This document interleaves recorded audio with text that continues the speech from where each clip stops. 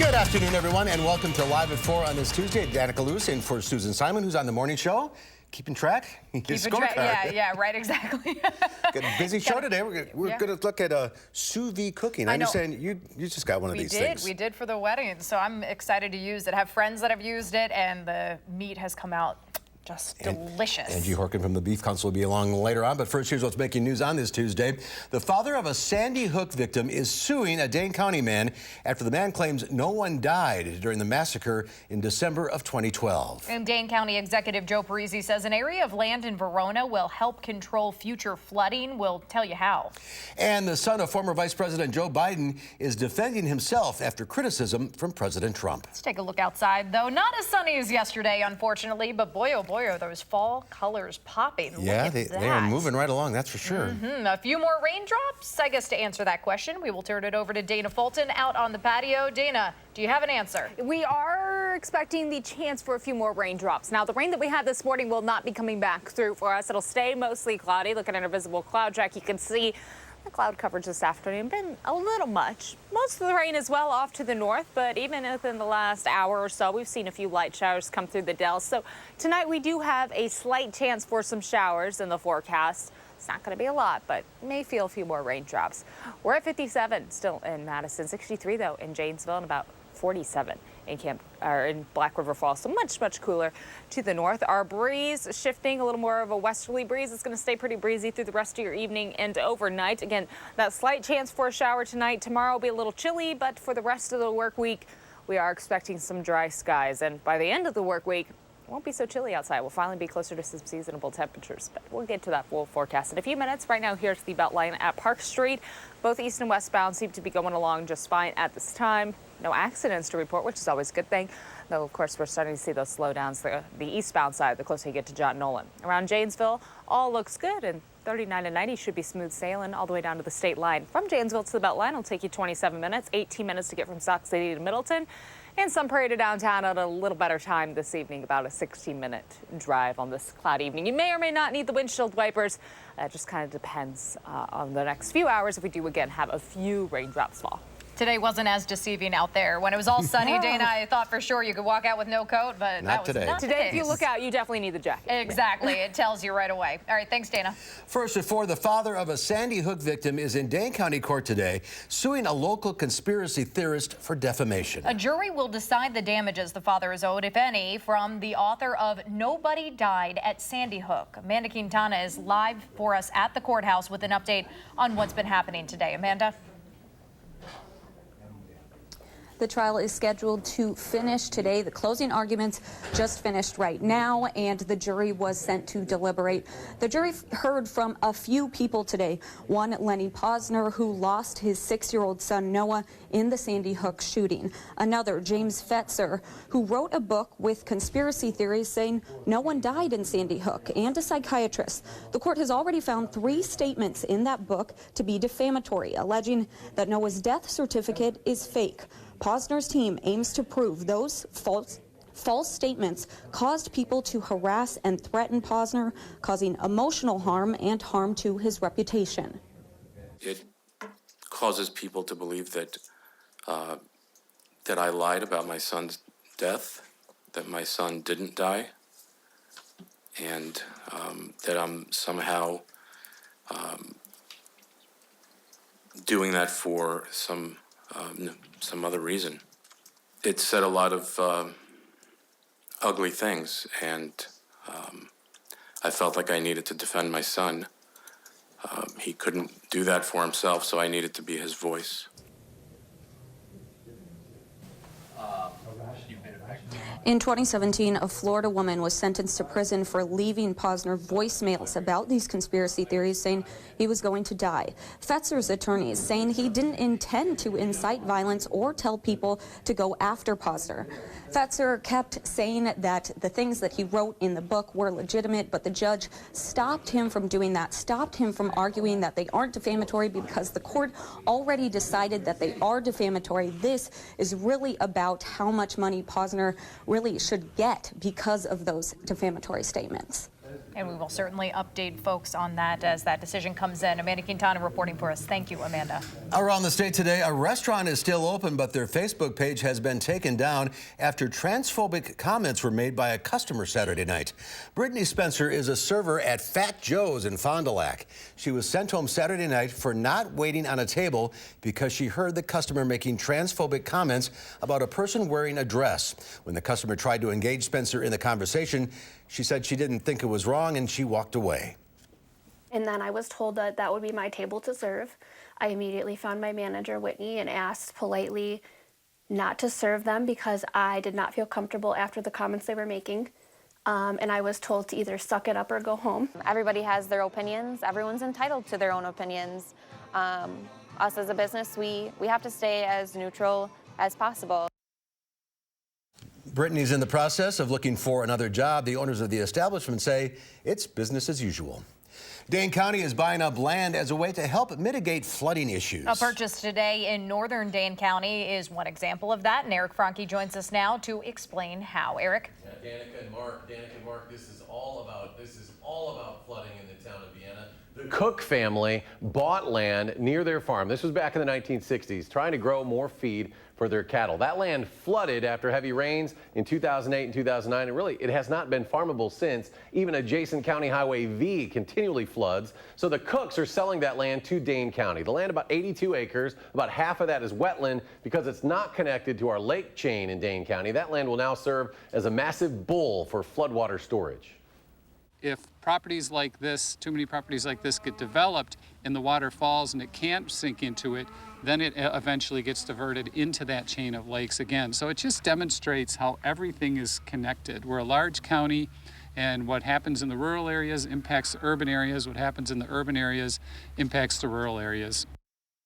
Parisi says that chunk of land will divert and store some 13 million gallons of water that would otherwise flood the area. Dane County paying about $779,000 for the land. A resolution to approve the purchase will be put forth at Thursday's county board meeting. Parisi included $3 million in his 2020 budget for land purchases through the creation of a flood risk reduction fund. Mark, Danica. All right, thank you so much, Eric. Overseas today, American troops have been seen retreating on a road in Syria as Russian-backed Syrian forces advance to help the Kurds in a fight against Turkey. Now, Turkey's invasion of northeast Syria, now in its 7th day, began after President Trump abruptly decided to withdraw U.S. troops from the area. In an effort to stop the escalating violence, the White House then announced sanctions on Turkey. Vice President Mike Pence will also lead a delegation to Syria to try to negotiate some sort of deal. Just in this afternoon, Pence actually canceled a trip to Wisconsin in order to lead that delegation. Now, Republican Senator Lindsey Graham, who was initially critical of President Trump's handling of the situation, says he still backs the president. We have our differences. I support the president. I hope he will make some adjustments that make sense. In an op-ed piece in the Wall Street Journal, Turkey's president wrote the operation aims to address the refugee crisis. There are 3.6 million Syrian refugees from the Syrian civil war in Turkey. Turkey's president says he wants to create a resettlement safe zone in the area currently under attack. Former Vice President Joe Biden's son, Hunter, is speaking out for the first time since coming under fire by President Trump over his business dealings in Ukraine. The president's request to the Ukrainian leader to investigate the Bidens is now at the heart of an impeachment inquiry on Capitol Hill. As Nicole Killian reports today, lawmakers were back on the job after a 2-week recess to hear more testimony in the case. Did I make a mistake? Well, maybe. Hunter Biden told ABC News in an exclusive interview it was poor judgment to sit on the board of a Ukrainian gas company when his father was the vice president, but he doesn't regret it. What I regret is not taking into account that there would be a Rudy Giuliani and a president of the United States that would be listening to this ridiculous conspiracy idea. In a tweet, President Trump responded, Hunter Biden was really bad. Now Sleepy Joe has real problems. Where's Hunter? The president and his allies have targeted Hunter Biden for his work in Ukraine and China. In a July phone call, Mr. Trump prodded the Ukrainian president to investigate Hunter and Joe Biden. Here on Capitol Hill, lawmakers returned from a 2-week recess to listen to more testimony from administration officials about the president's dealings with Ukraine as part of their impeachment inquiry. Deputy Assistant Secretary of State George Kent faced a congressional panel behind closed doors. We've called for doing this in the open so that the 300 and some million Americans can see what's going on. Kent follows testimony Monday from former White House aide Fiona Hill, who told investigators ex-National Security Advisor John Bolton was so alarmed by Rudy Giuliani's back-channel efforts in Ukraine that he described the president's personal lawyer as a hand grenade who is going to blow everybody up. Giuliani faces a Tuesday deadline to comply with a subpoena to turn over more documents about his activities in Ukraine. Nicole Killian, CBS News, Capitol Hill. And a campaign spokesperson for former Vice President Joe Biden released a statement on Hunter Biden's interview saying Hunter spoke out after an unprecedented smear campaign by the President of the United States.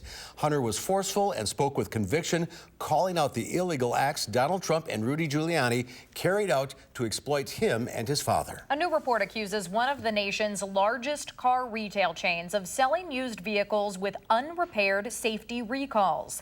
A new report from the U.S. Public Interest Research Group surveyed 28 AutoNation dealerships around the country and says of 2,400 used cars for sale, 1 of every 9 had unrepaired safety recalls. Some were Takata airbags and General Motors ignition switches linked to injuries or even deaths. In 2015, AutoNation said it would no longer sell any vehicle, used or new, with an open safety recall. AutoNation advertises that these processes is worry-free, and they're not worry-free. If I have a car with a Takata airbag in it, that's something I'm probably pretty worried about. AutoNation says it has not had the opportunity to see the report, but disputed its accuracy, saying it repairs cars if it has all the parts needed or holds the cars if instructed to do so by manufacturers. For cars it does sell with unrepaired recalls, the company says it does so, quote, with full disclosure. Cuba Gooding Jr. surrendered to authorities in Manhattan today, charged for a second time with forcibly touching a woman.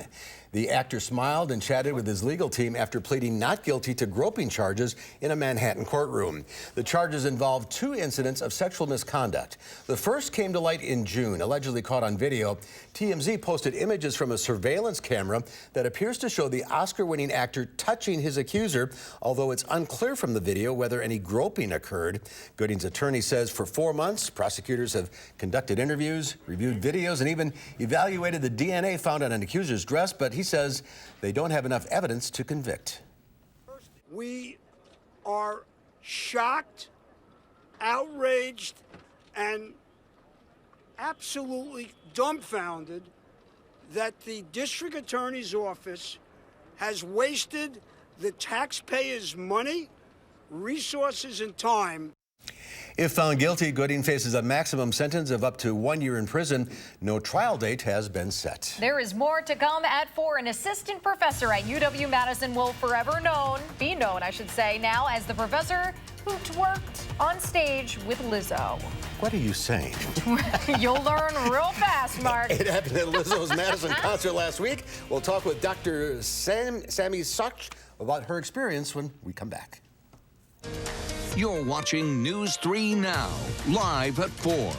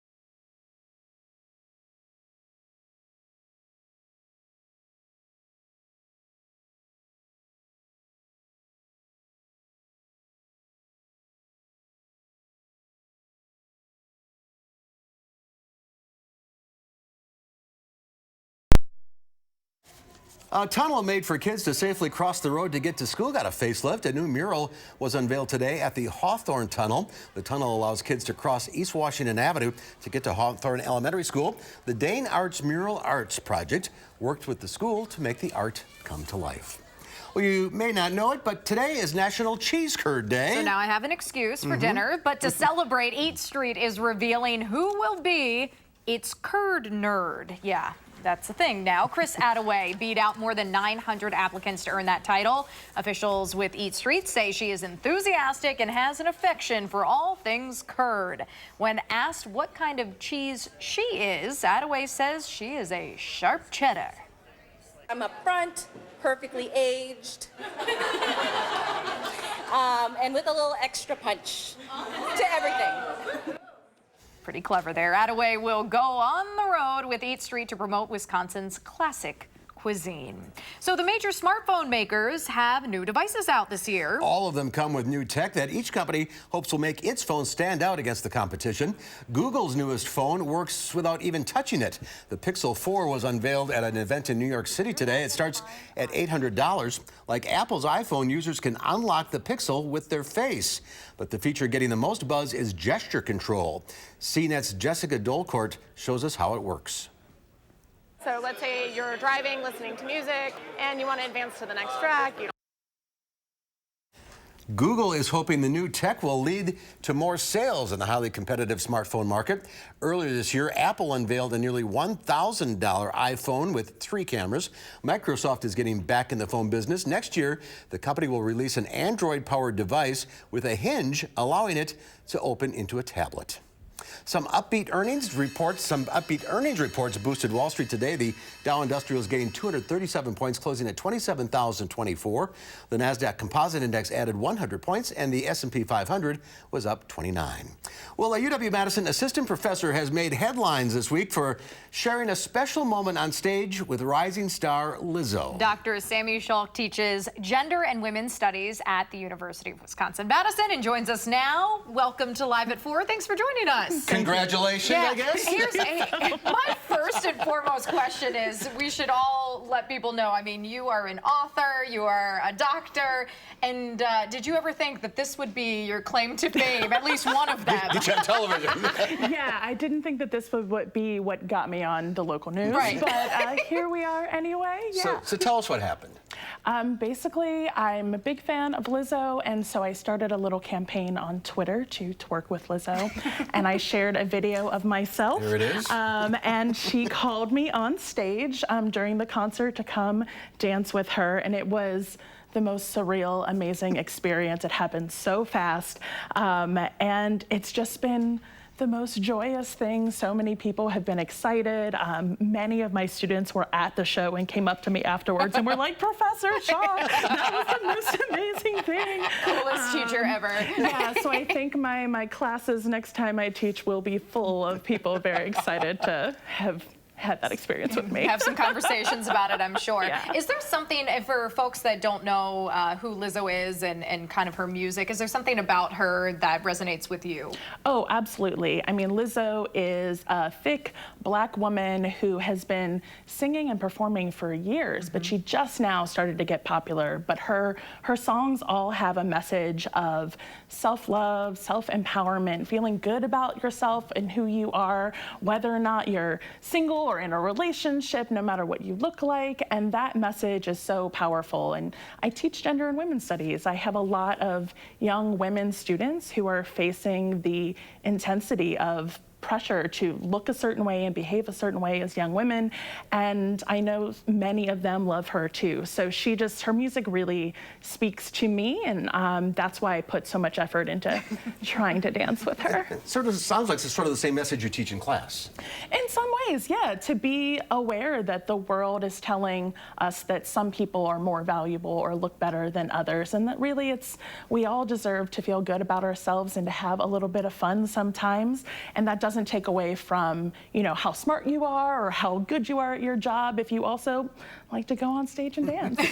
As a professor, I'm sure the next question for you is, okay, how do I incorporate this into my lessons and my work? Have you thought about that? Well, I'm not teaching this semester. I'm on leave, so that's kind of nice. But I have a friend who's at the University of Illinois Chicago who taught it today in class in her Gender Studies 101 as an example of, self-love, self-acceptance, and thinking about having those messages in our mainstream media. So it's already in some classrooms and hopefully in mine the next time I'm in. I hope so. And what a story you can tell now. Yeah. Hey, talk to Lizzo. Well, I'm thinking about legally changing my name. You might have to describe, the middle name. You might have to also explain to Mark during the commercial break what exactly we're talking about. An off-camera demonstration. I have an idea, but I think I'd break a hip if I tried it. It's all about the knees. Great to meet you. Nice to meet you. What a great story. It is. Thanks for coming in today. Absolutely. There's more to come at 4, including Angie Horkin will be here with a new way to cook beef this fall. And tonight at 5, University of Wisconsin-Madison Chancellor, she says she finds the number of reported sexual assaults distressingly high. Hear from school officials about what's being done to prevent them.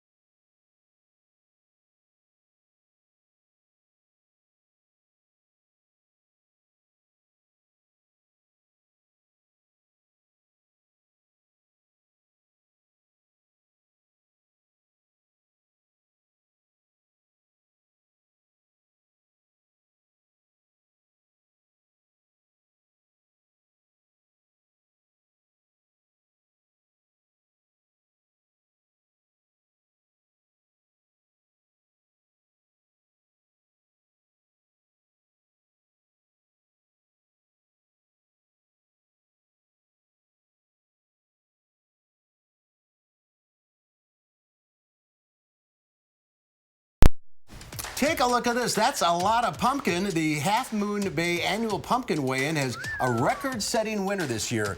Leonardo Urina of Napa, California, grew this gorgeous gourd weighing 2,175 pounds. That's a new California state record. For his exceptional gardening skills, he gets a check for $15,000.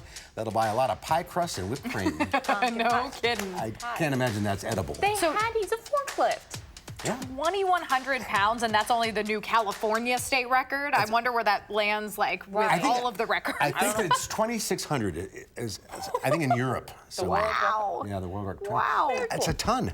That is, yeah, quite literally, yeah. Yeah, it's a lot of pumpkin. It's a ton of pumpkin. A lot of pumpkin. I like little pumpkins. I do too. Yes. And it feels like pumpkin weather. It does. Pumpkin spice, pumpkin pie, all everything. Pumpkin spice. It's finally here. It's fall like outside. A little dreary today with the cloud coverage, but temperature-wise, not too bad. Tomorrow will be a little cooler, but we'll be back closer to 60 before the end of the week. We'll look at your full forecast right after the break.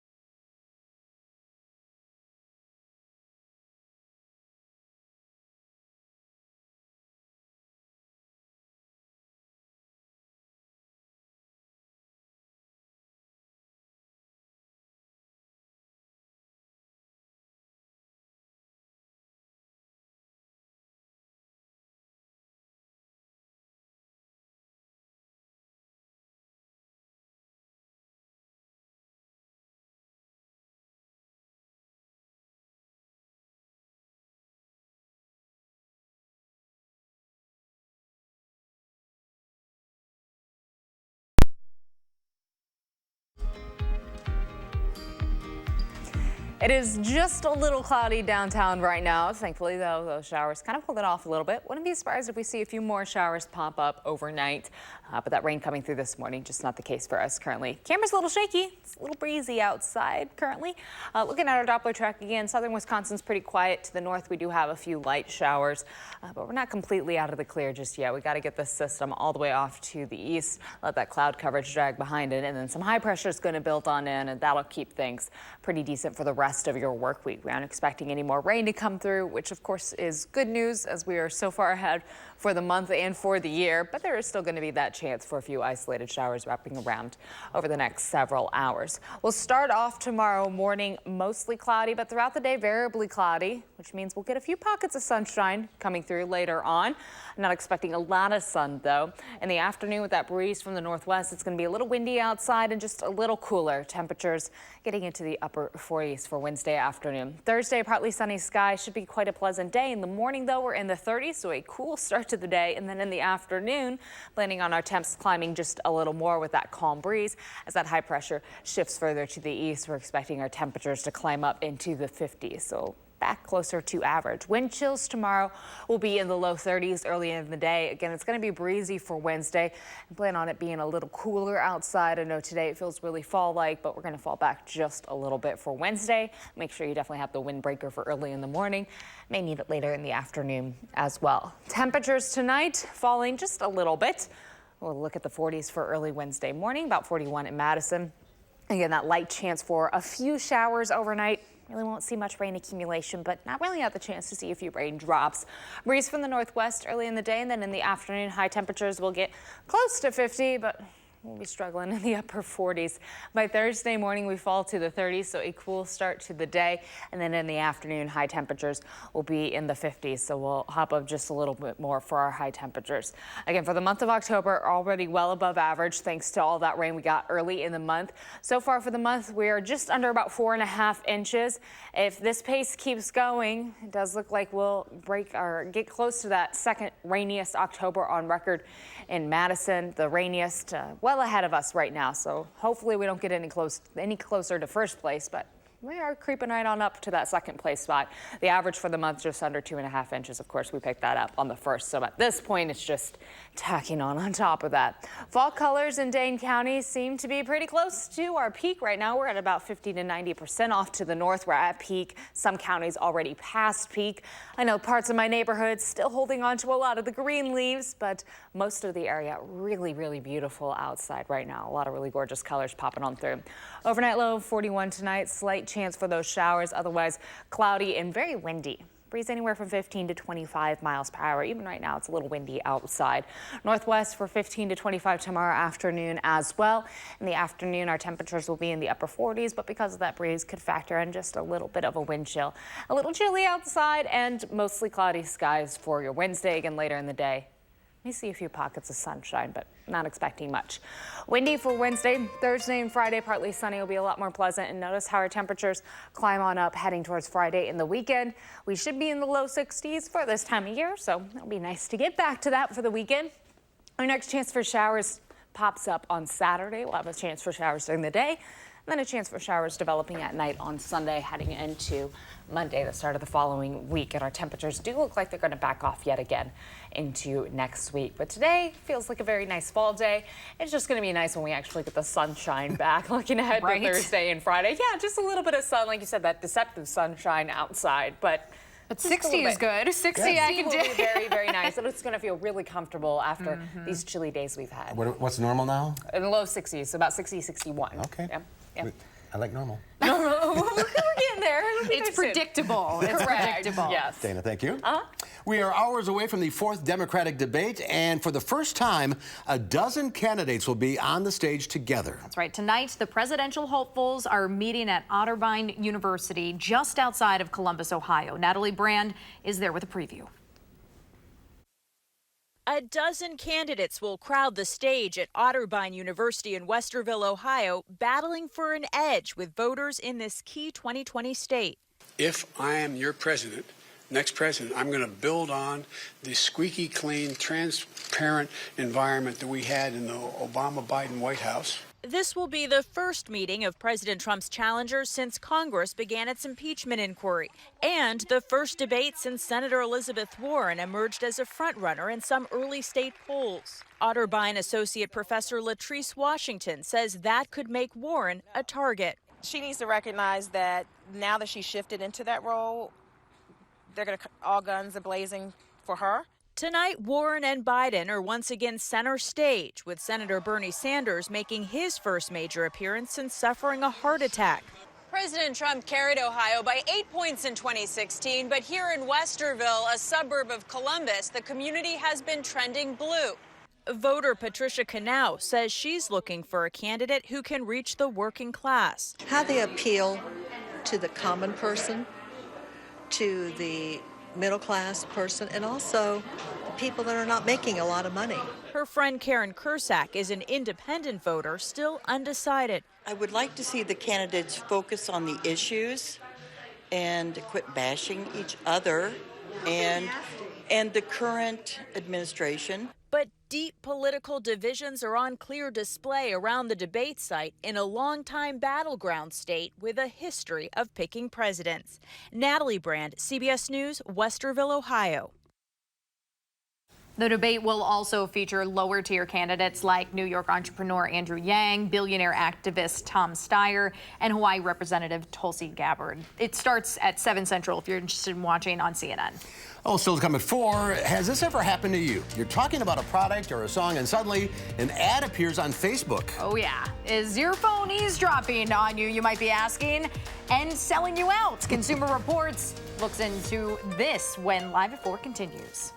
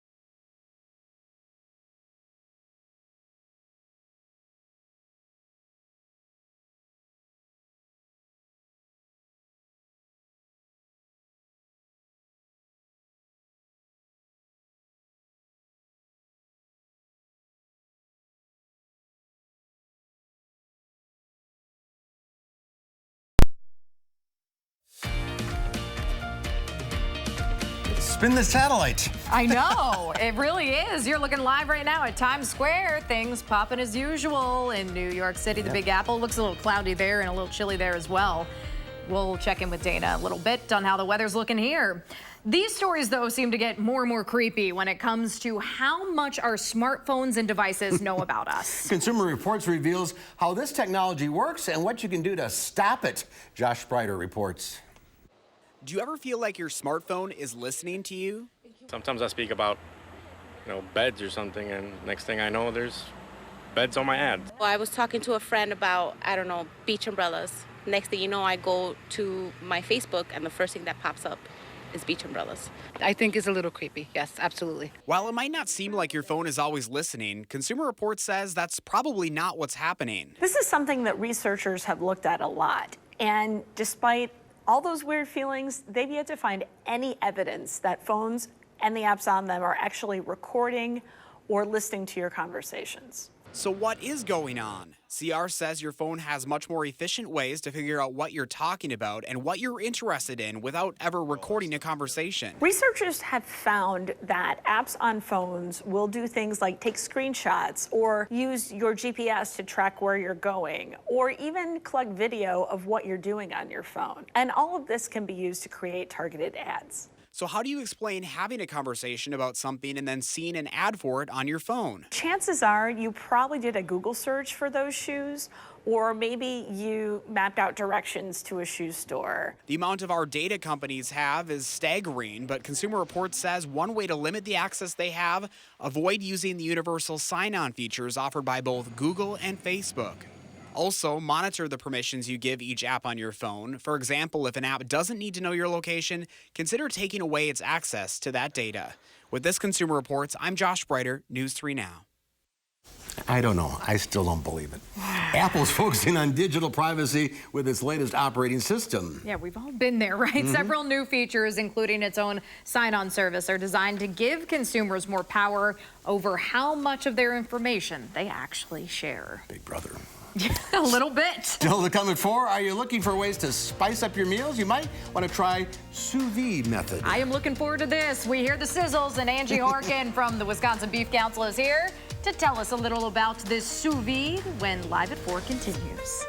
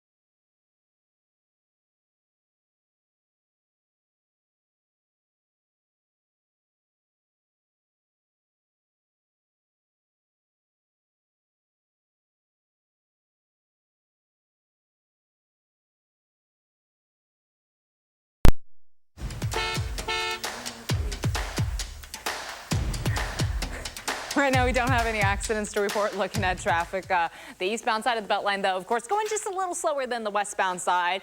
We're taking our time to get moving on the left lane, it appears. Too many people paying attention to their cell phone, it seems. On the westbound side, though, those speeds starting to get a little slower the closer you get to Fish Hatchery Road, and then things pick right back on up. On the eastbound side, a little slow, close to 151, and then finally picking back up to the regular speeds once we get past John Nolan. Around Janesville, things look okay. 39 and 90 should be pretty smooth all the way down to the state line. Now, from Janesville to the Beltline will take you 27 minutes, 17 minutes to get from Sauk City to Middleton, and the drive from Sun Prairie to downtown just a little longer than usual. Oh, we just went down a minute. About a 17-minute drive this evening as well. That's a quick look at traffic. All right, Dana, thank you. Here we go again. Social media is going crazy over the color of these shoes. If your right brain is dominant, you'll see a combination of pink and white. If your left brain is dominant, you see gray and green. Danica? I'm gray and green. Me too. Yeah, definitely. Oh, What? Dana just whatted us. Really? Angie and You're Dana. kidding me. It's a 50-50 right here. Even split. Wow, that's wild. I thought for sure. I thought there was no question. I know. That's what. Me too. Angie Harkin from the Beef Council sees, you see the pink and... Which brain am I? The right brain, pink right? and white, completely. Totally. It's wild. Yeah, Dana does too. Want to come over and help? Okay. Oh, I'm just watching. Okay. We're going to duke it out later. We're going to duke it out later. It's called sous vide cooking. It was once limited to professional kitchens, but its high-end cooking technique is now gaining popularity among home chefs. And here to tell us more is Angie Horkin. Now we see the same colors here, I think. Yeah, I think so. Yes, Okay. it's all beef colored. But what exactly is this device and what does it do? Let's start there. Well, so you need this. This is a sous vide water circulator wand. You said you just got one. I did, so I'm excited to kind of get a tutorial here. So I got this $99 off Amazon, kind of the beginner model. But what it does is you can set the temperature at whatever degree you like. Now, the checkoff says to do steaks and these beef recipes at 141 degrees. So by setting this wand to 141, it'll heat the water up to that temperature and then keep it at that temperature and not go higher or not go lower. Now, if you would leave this wand in here and your water and turn it off or it would shut off, your water will keep raising. Like how when you take your food out of the oven, it'll keep raising temperature. Yeah, so you got to keep an eye on it. But yeah, so then sous vide means it's French for cooking under pressure. So you're kind of just cooking in water in a bag. So I used a food saver, and this is just a ribeye steak. So if you go to YouTube and you look up sous vide, you see them doing steaks all the time. So if you feel like you struggle getting your steaks to the temperature you want, if you like a really nice medium rare and you want them at 145 degrees, but you struggle with that, this could help you. I don't struggle with that, so I don't know if I would take the time to do that. But we have a whole recipe collection of checkoff recipes, kind of fun, different, created for this cooking method. It's not quick. It takes a little time, but it is good. And you don't like cuts like flank steak is really good this way. And then this recipe that I'm going to show today uses top round. So I have a 1 pound top round that I just sliced up and then threw in 2 tablespoons of a jarred teriyaki marinade and put that in. Now you don't lose. Do you need one of these sealing things? You don't have to. You could just use like a Ziploc bag, a freezer bag, and then submerge it in the water, and then the water will push the air out. Sure. Yeah. Okay. But actually, I'm borrowing a cryovac machine. My friend has it. There you go. But it's not quick. No. So this top round will take an hour and a half at 141 degrees. Now, the joy about the top round is it doesn't lose any of its juices because top round is very, very lean and it's not very tender. So with this teriyaki in here, it'll tenderize.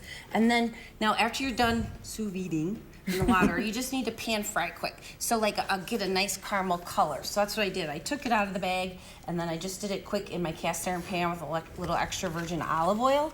And then you can serve it with radishes, sliced green peppers. What are we making here? We never said. This is called a sous vide teriyaki noodle bowl with the top round. Okay, try these. This is kind of different. So it's white truffle oil on zucchini with a little grapeseed oil. I had to buy those 2 ingredients, but they were I found them right in my supermarket. With the zest of 1 orange and the juice from 1 orange. That's very good. Yeah. So they're not sous vide or anything, it's just a garnish. Okay, we have 30 seconds here. And then I did the recipe calls for some green beans. So you put the green beans in a little bit. Hey, they have sriracha on them. Oh, and we put it back. I'll take it. I'll take it. So now they you got a little have to eat it. sriracha on them, and then garlic powder and onion powder. They're not too spicy. I'm sure they're not bad. They're not too bad. And then sous vide these. Yeah, I think it's all right. For about get one of these. 45 minutes at 180 degrees, so a little higher. So yeah, it's kind of fun, a little different, but beeftips.com is our website, and we have a whole recipe collection. And of course, if you click on As Seen on TV, you'll find this. And then we have a link to a sous vide cooking page. So it's got 5 easy tips, kind of your basic, take it out of the box, what to do, how to do a steak. Inspired now? Yep. Oh, totally. Okay. Yeah, I'm Break ready it to up. rock. Angie, thank you. Interesting. Beeftips.com.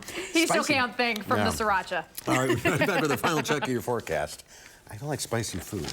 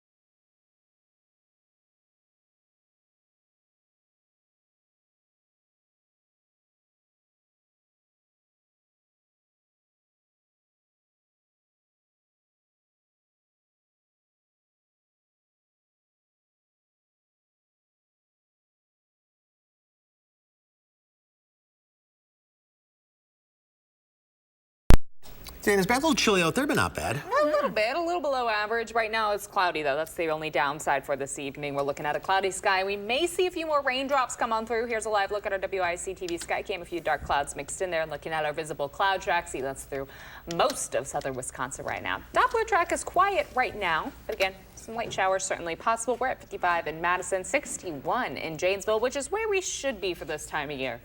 So a little below average for us right now, Madison. And cooler tomorrow. Much cooler for us tomorrow, yes. Dana, thank you. We'll be right back.